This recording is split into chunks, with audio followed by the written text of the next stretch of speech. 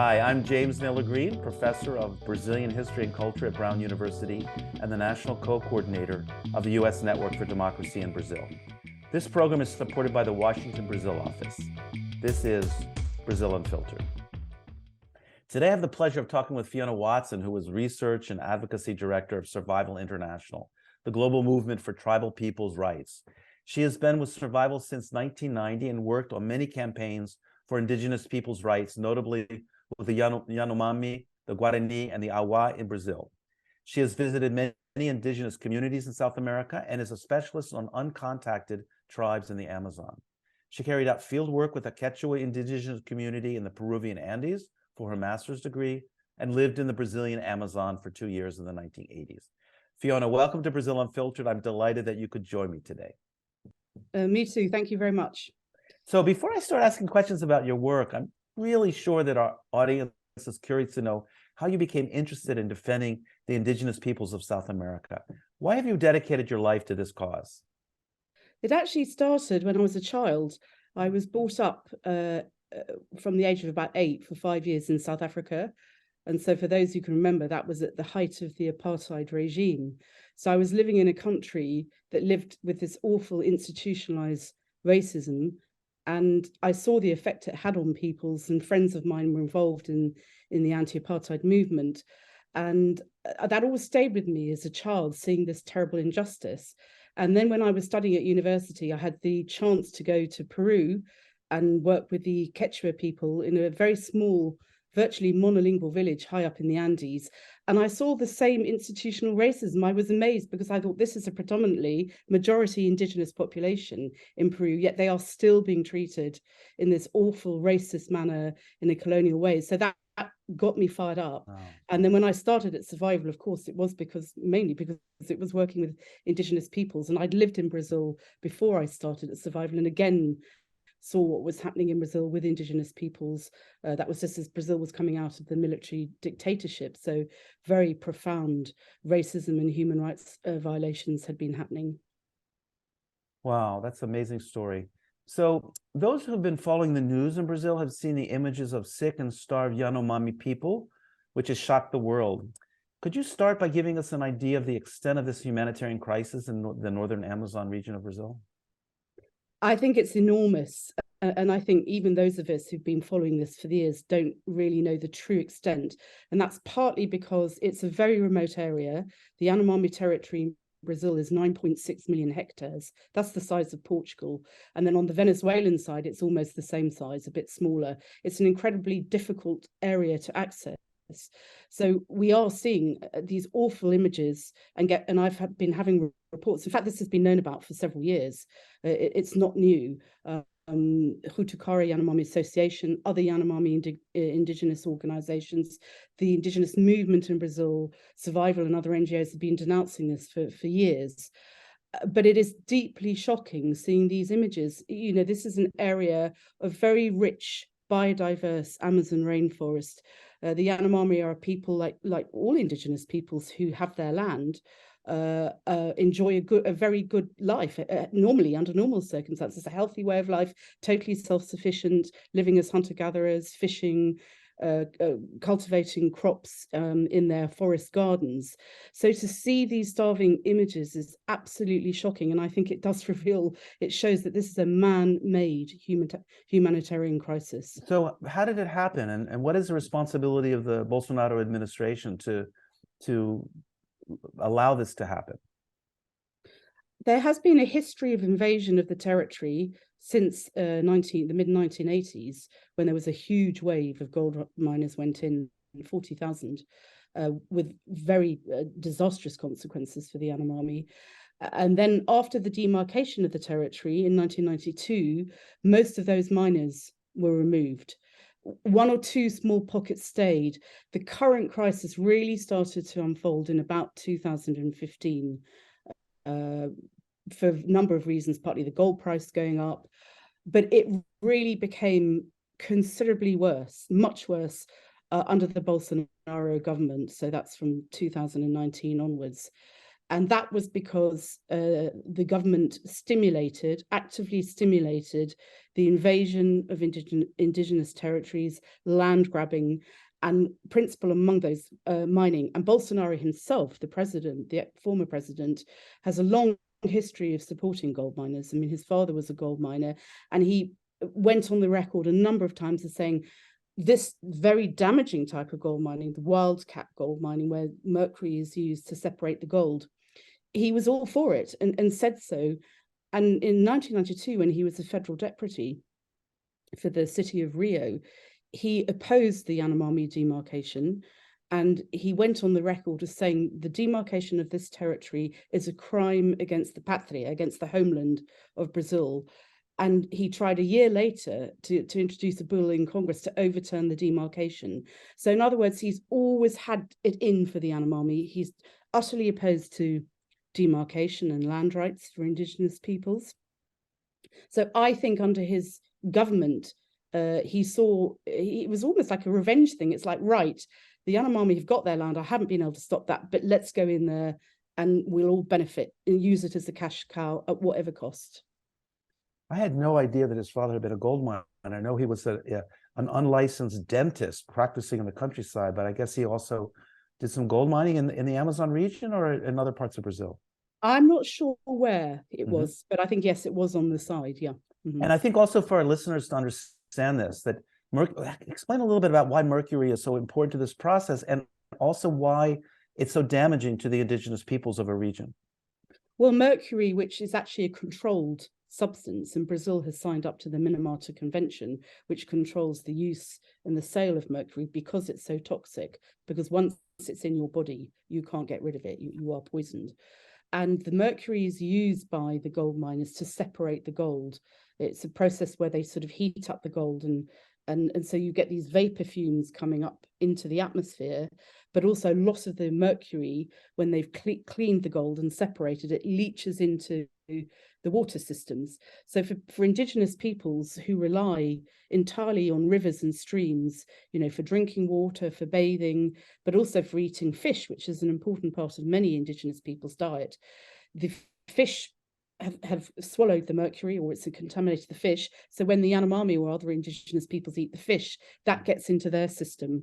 And there have been some very shocking studies by Fiocruz, which is one of Brazil's leading public health organizations. They've done a number of studies, not just actually with the Yanomami, but with other people like the Munduruku, who also face a massive problem of illegal mining and gold mercury contamination. The studies show, I mean, it's absolutely shocking. In the core mining areas, in particular one place called Aracasá in the north of the Yanomami territory, over 90% of the Yanomami that they surveyed had dangerous levels of mercury in their bodies. I mean, well over the WHO recommended amount. And once it's in there, I mean, people might remember the terrible photographs coming out of Japan, from the Minamata disaster. It's there. And so already Yanomami babies are being born with high amounts of mercury. One Yanomami told me the other day, they're losing their hair, they're scratching their bodies.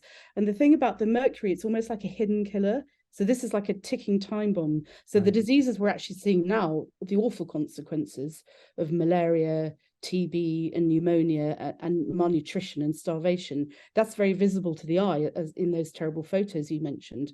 But the mercury, you can't see that. It's a hidden but very, very dangerous thing. And wasn't part of this health crisis the fact that the Bolsonaro government refused to ship medicines, anti-malaria drugs, and other activities that were stolen, and there wasn't the kind of treatment of the indigenous people over this last 4 years? What was the role of the federal agency that allegedly is protecting the indigenous population in this regard during the Bolsonaro government? Yes, well, CESAI, which is the Indigenous Secretariat for Health, or the Secretariat for Indigenous Health, I think was extremely negligent. Medicines that were destined to the Yanomami didn't get there because they were siphoned off, or when they did get to the territory, the health workers, and some of the health workers tried to do the best they could under very difficult conditions, were threatened because the gold miners are heavily armed, so they gold miners would turn up at the health posts in the territory and say, we want the treatment, even though the medicines were destined to the Yanomami. And I think it was all part of the way that the Bolsonaro administration completely dismantled all the federal authorities responsible for things like the environmental protection. So that's IBAMA, the Environment Institute, FUNAI, which is the Brazilian government's Indigenous Affairs Department, and the Ministry of Health. They were deliberately weakened. So budgets were slashed or cut. Money, corruption saw a lot of money being siphoned off. And then, the Bolsonaro response to the pandemic, to the COVID pandemic, was just laughable. I mean, it was unbelievably irresponsible, and sending in things like malaria tablets to treat COVID. I mean, it's completely inappropriate, and doing nothing to stop the miners going in, who were bringing in, still are bringing in diseases like malaria and COVID. So it took the Indigenous organization, APIB, went to the Supreme Court to force the Bolsonaro government to create sort of barriers to prevent outsiders going into Indigenous territories. That was a Supreme Court order, because the government just was utterly negligent in terms of health. Wow. So some people have been using the word genocide to describe what's happened with the Yanomami. Is that a word you would use? I would, because what has happened in the last 4 years with the Yanomami, in my view, is intentional. I mean, the Genocide Convention talks about the intention to wipe out or destroy a people in part or in whole. And the Indigenous movement and the Yanomami and Yekwana Indigenous organizations, Survival International, ISA, the Socio-Environmental Institute, many human rights organizations in Brazil. In fact, a whole group of people got together in a big campaign, Fora Covid, Fora Garimpo, Garimpeiros, miners out, COVID out. And this was in, I think, 1920. There have been so many... 2020. Yeah. Oh, sorry, 2020, yeah. So there have been, so many letters denouncing the situation, campaigns.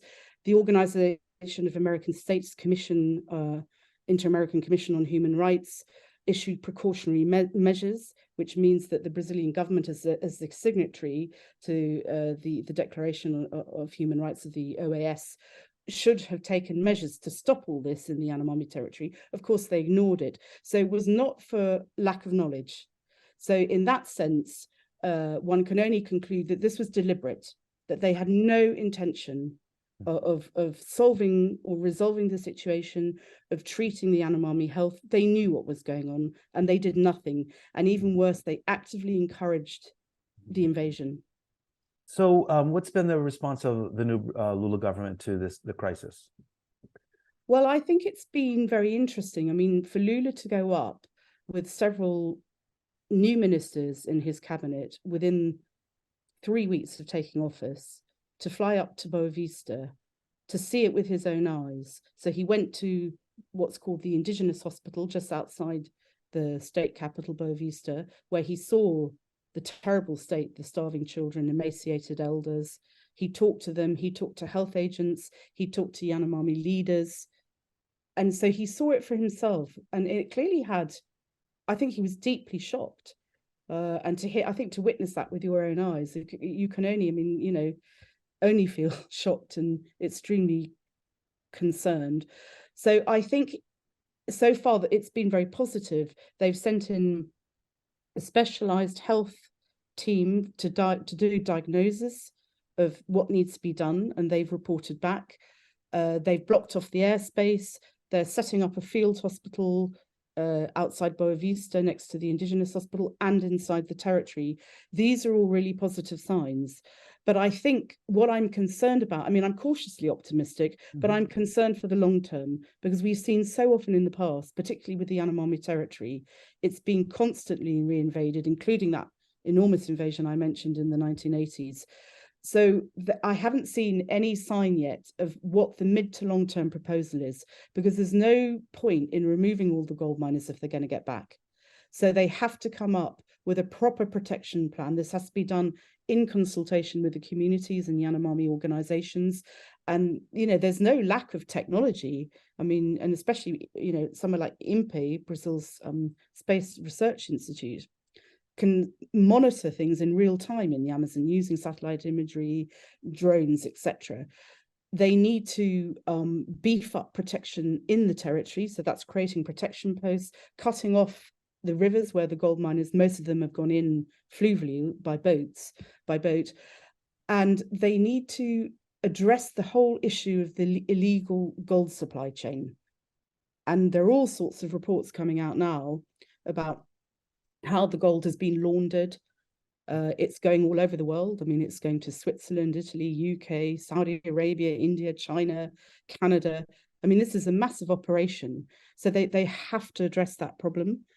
And I think crucially as well, if this operation is to have an impact on the criminal gangs and the masterminds, the sort of big business interests and politicians, local politicians who are behind it and who are benefiting immensely from it, they have to investigate these people, bring them to court, try them and imprison them for their crimes. So accountability, impunity can no longer be allowed to reign. So as I understand it, you were recently in the United States raising consciousness among people and saying that there was a good response in regard to the Yanomami issues, including meetings with Brazilian government officials. Could you tell a bit more about your visit to the United States? Yes, well, it was interesting because the delegation of Yanomami artists went along with Davi Kopenawa Yanomami, who's a Yanomami shaman, leader and spokesperson and president of Yanomami, the Yanomami association called Hutukara. So this group of Yanomami went to open a large exhibition of photographs of Claudia Andujar, who's worked for decades with the Yanomami on their land rights, and the work of the artists. And this opened in New York at the Shed. So the Yanomami were all gathered there. And I think a lot of them feel that it's also important to show Yanomami culture, to show the very close relationship that they have with the forest, which is not just one of, the forest is like our supermarket. It's also a very deep spiritual relationship. So they opened the exhibition and I went there for that. And then I traveled on to Washington with Davi Kopenawa and Dario, his son, who's the vice president of the Yanomami Association, Hutukara. And we had a number of really interesting and positive meetings. We met with the State Department and USAID and a number of Congress people.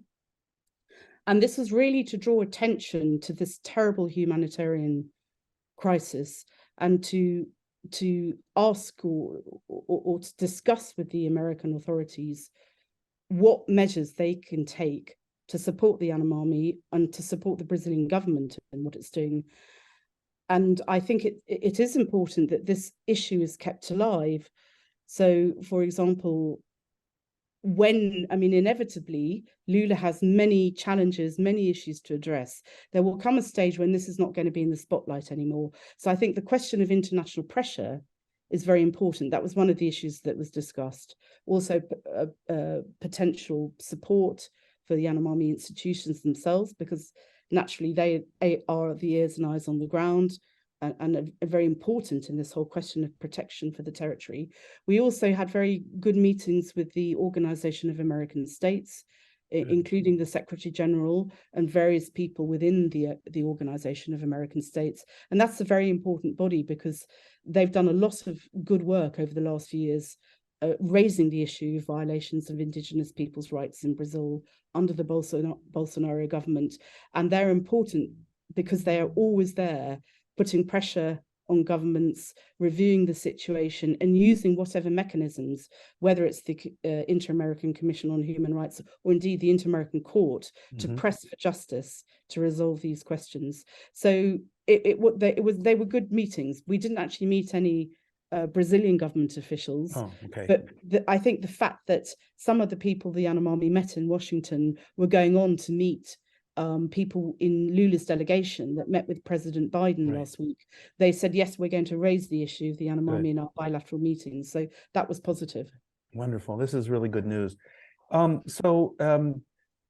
Lula, as you mentioned earlier, appointed several indigenous people to important roles in his new government, including Sonia Guajajara as the minister for what I call the original peoples of Brazil, and Joênia Wapichana, the first indigenous person to head the National Foundation for Indigenous People, the FUNAI, the government agency that oversees indigenous affairs. So what are their main challenges, and how do you see that you follow Brazil for many years, you know how historic those appointments were, but how is that going to play out in your mind? Well, I think it's fantastic to have these appointments, and it's absolutely right, because it's part of throwing off the sort of colonial mentality. And as the indigenous peoples, many have said to me, it's an indigenous victory. I mean, it was the indigenous movement in Brazil that pushed for these appointments. And Lula then, put it into his election manifesto and complied with it. So that's all really great news. I think the challenges are immense because FUNAI has been totally weakened. I mean, it was Bolsonaro put in a whole load of military people, ex-federal police people, all the good people that in FUNAI left or were put on sort of out to grass, as it were.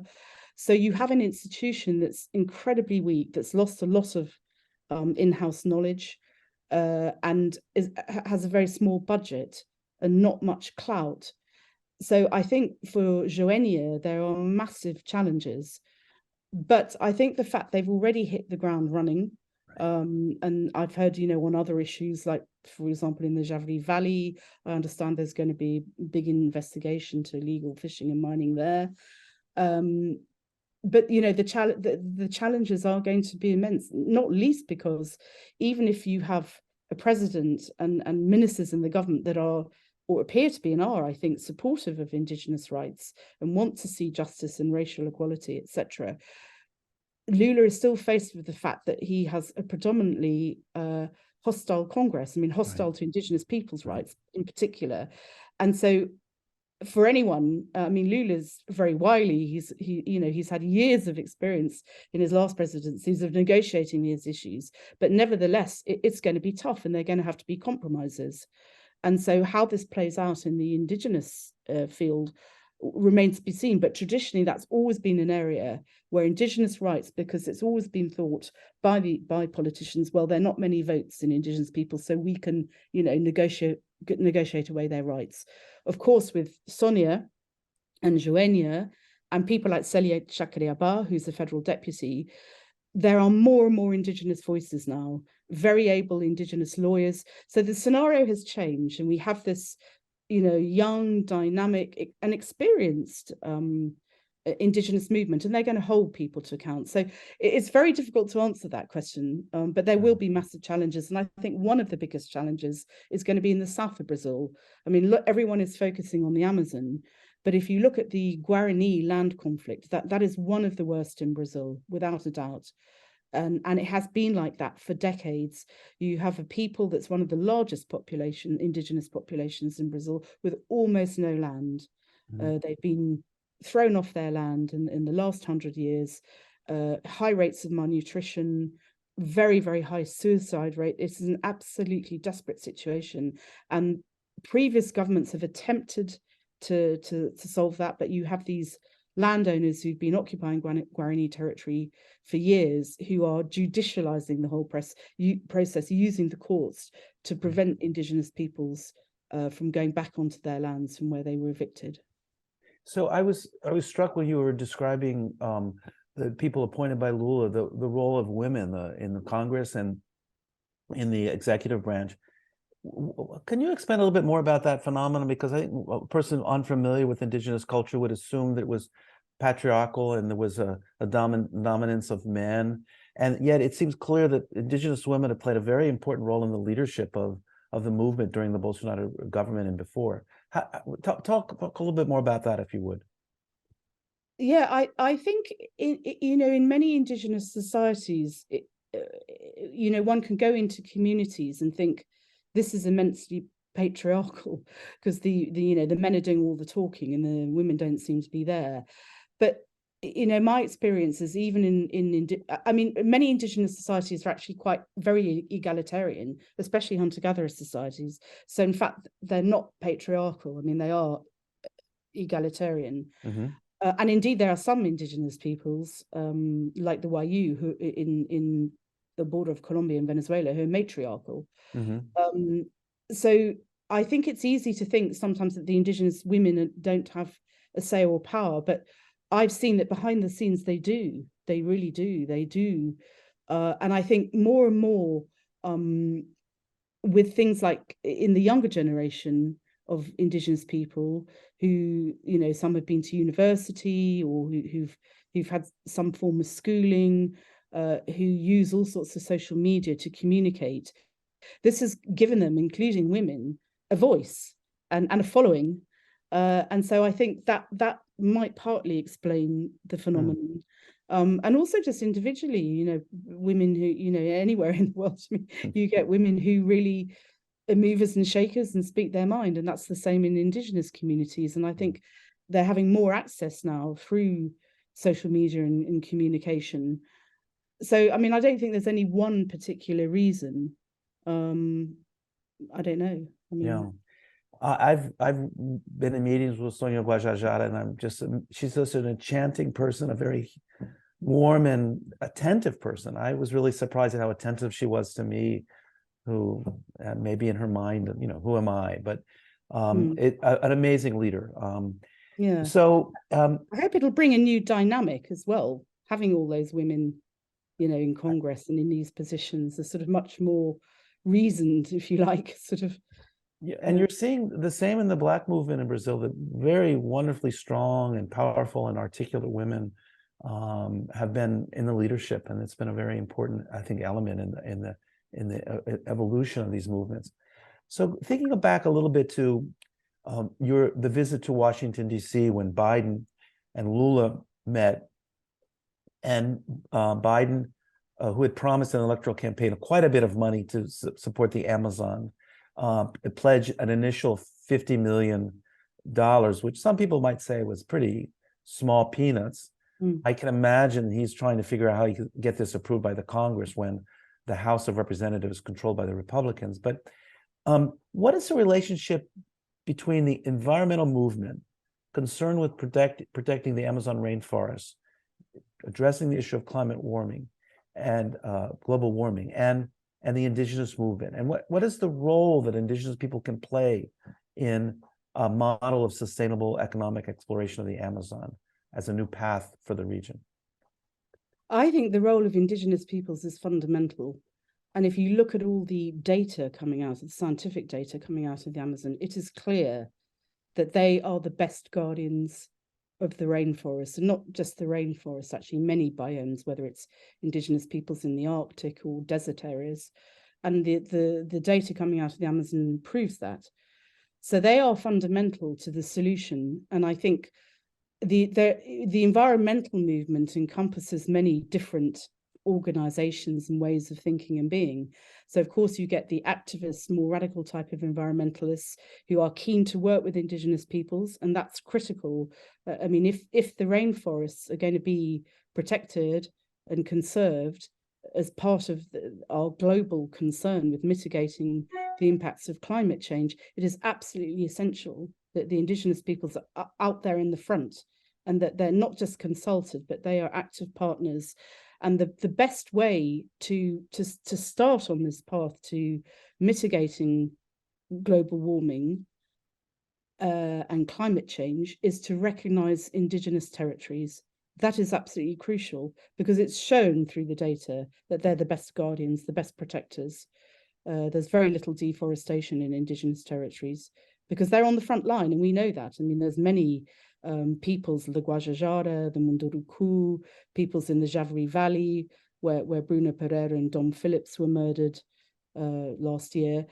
All of these people, partly as a response to the negligence of the previous government, but the Bolsonaro government, have formed forest guardians groups, and they're on the front line. And indeed, paying with their lives in some cases to protect the forest. So this knowledge, this incredible knowledge, because these peoples are scientists, indigenous peoples are scientists, they're botanists, their knowledge of medicinal plants, zoology, all informs the way that they understand and think about the forest. So we have so much to learn from them. On the other hand, what I fear is that you have perhaps not so much now in South America, but I know some cases, a sort of conservation movement, and you can see this a lot in Africa and Asia, where this idea of we have to protect 30% of the earth to mitigate climate change. We cannot have people in national parks. So Survival is working on cases where there have been horrific human rights abuses, where indigenous peoples in the Congo Basin are being evicted off their ancestral lands in the name of colonial conservation.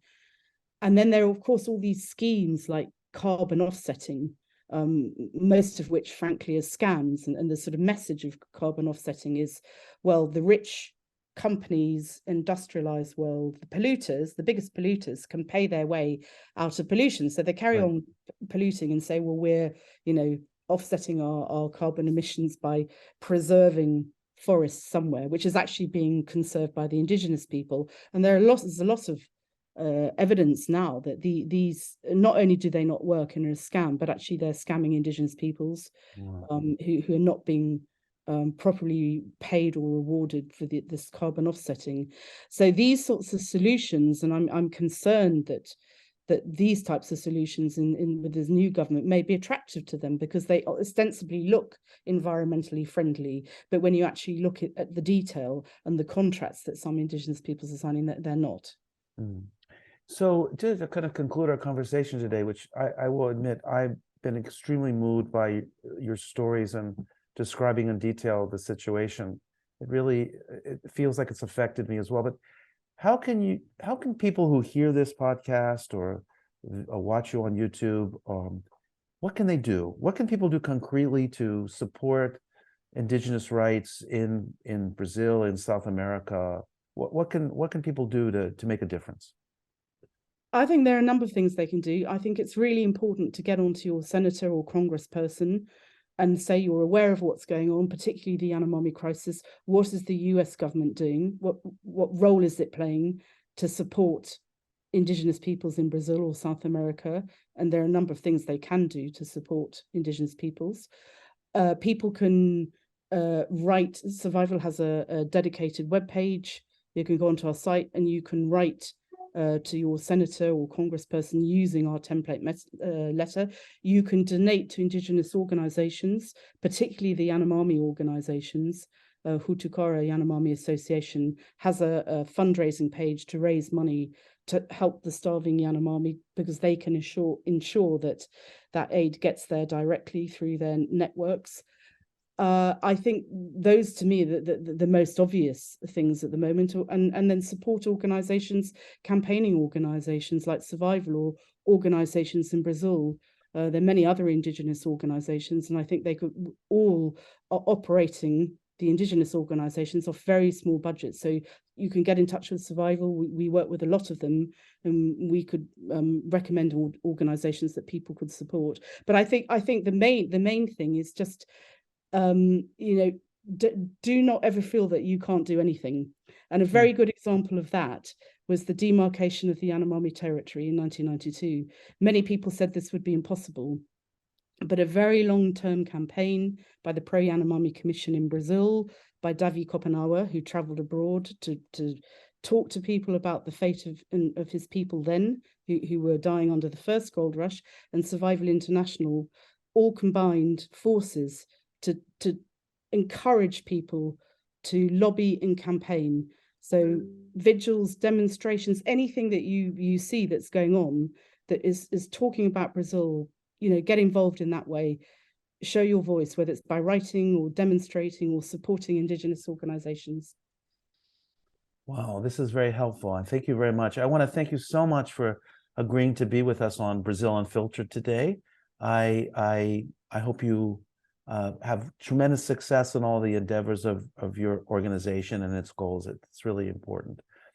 Well, thank you very much, James, for giving me this airspace and for covering the issues which I think are fundamental. I think Indigenous peoples are vital for the future of humanity, which, as Davi Kopanara always says, we're holding up the sky, protecting the forest, not only for the Yanomami, but for all of humanity.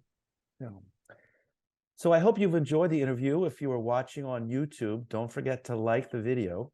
And if you have not yet subscribed, please do so. If you're listening on Apple Podcasts, Spotify, or wherever you listen to your podcast, please leave us a 5-star review. It helps other people find the program. Have a great week. Until next time, até a próxima.